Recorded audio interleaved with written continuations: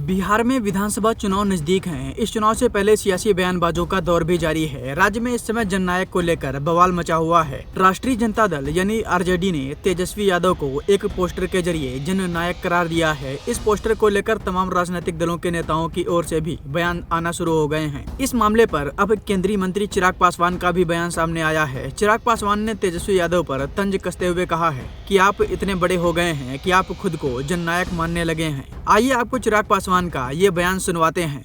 तो ज़रूरी है कि एक सघन ये एसआर होना चाहिए ताकि इस बात को सुनिश्चित किया जा सके कि वोटर लिस्ट में किसी तरीके की कोई धांधली ना हो, विशेषता कोई घुसपैठिया, कोई ऐसा व्यक्ति जिसके बारे में हमारे संविधान में स्पष्ट तौर से कहा गया है कि जो भारत का नागरिक नहीं हो उसको हमारे देश के सबसे बड़े अधिकार मताधिकार का दुरुपयोग करने का उसको मौका ना मिले। इस सोच के साथ जब बिहार में भी एसआर हुआ था हम लोगों ने इसका स्वागत किया था। देश भर में ये होगा, ये जानकारी हम लोगों को पहले से ही थी। अब जितने राज्यों में होने जा रहा है मुझे लगता है कि ये एक सशक्त लोकतंत्र के लिए ज़रूरी है। आपके हिसाब से जननायक कौन है? उधर अखिलेश यादव को बोला जा रहा है, राहुल गांधी को बोला जा रहा है। मेरी समझ में नहीं आता कि इस तरीके से मतलब आप इतने बड़े हो गए हैं, आप इतने बड़े हो गए हैं कि आप अपने आप को आप जननायक मानने लग गए हैं। बताइए, इतने सालों के परिश्रम, संघर्ष, समर्पण के बाद जो उपाधि हमारे पूर्वजों को दी गई है, आप तुरंत अभी तो आप कुछ हुए नहीं, एक बार आप मुख्यमंत्री तक आप नहीं बने हैं और आप अपनी तुलना उन महानायकों के साथ आप करने लग गए हैं जिन्होंने सही मायनों में बिहार के लिए अपना पूरा जीवन समर्पित करने का कार्य किया। ये अहंकार दर्शाता है, ये दर्शाता है कि आज आप कितने अहंकारी हो गए हैं। आप जननायक जैसी आप उपाधि आप अपने नाम के साथ आप लगा रहे हैं। हमारे राज्य के जननायक भाई कर्पूरी ठाकुर जी थे, लोहिया जी थे, जेपी थे।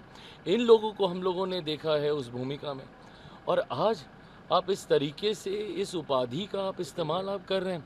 और क्या ज़रूरत है आपको इस उपाधि की? अरे प्रभु, एक बार मुख्यमंत्री बनकर कार्य करके तो दिखाइए। देश ने, प्रदेश ने तो कभी आपको मुख्यमंत्री के तौर पे नहीं चुना।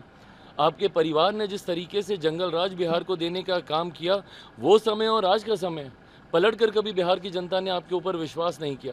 आप जो बार बार दम भरते हैं कि भाई पिछली बार हमको इतने सारे विधायक हम जीत कर ले आए, इतने सारे विधायक हम जीत कर ले आए, आप इसलिए जीत कर ले आए क्योंकि पिछली बार there was a divided NDA में एक बिखराव था, उसका लाभ कहीं ना कहीं आपने उठाया। बट आज की तारीख में तो परिस्थिति पूरी उल्टी है भाई। आज की तारीख में जहां एक तरफ एक यूनाइटेड एनडीए है और वहीं डिवाइडेड महागठबंधन देखने को मिल रहा है। इस बार तो आपका हार, जैसे हम लोग अपने बारे में बोलते हैं कि एक ऐतिहासिक जीत की ओर हम लोग अग्रसर हो रहे हैं, एक ऐतिहासिक हार की ओर महागठबंधन अग्रसर हो रहा है।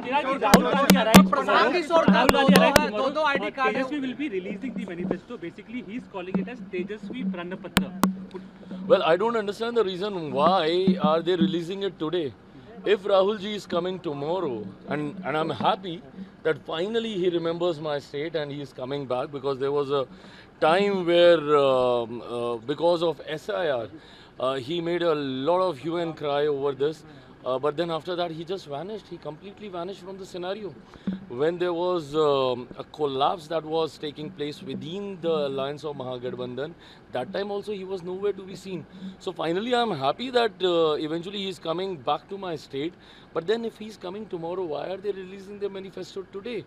Is there a issue between the central Congress leadership and the state leadership?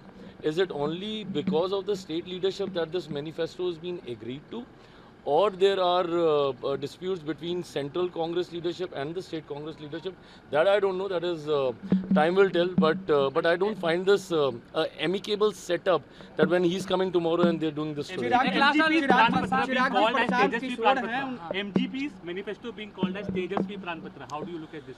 So of course, I mean, when you saw those posters and those backdrops and the hoardings when they were released, when the press conference was taking place to announce LOP Bihar Vidhan Sabha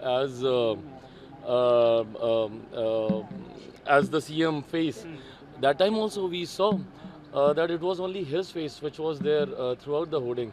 I don't understand that how the cadre of other parties is going to take this, because if their leaders' pictures are not there, I don't think it's a motivating factor not to see your leader's picture on the hoarding and on the And now when they are calling it out and out one person focused manifesto, so it is for the others to react and comment on who are so called the important part of that alliance.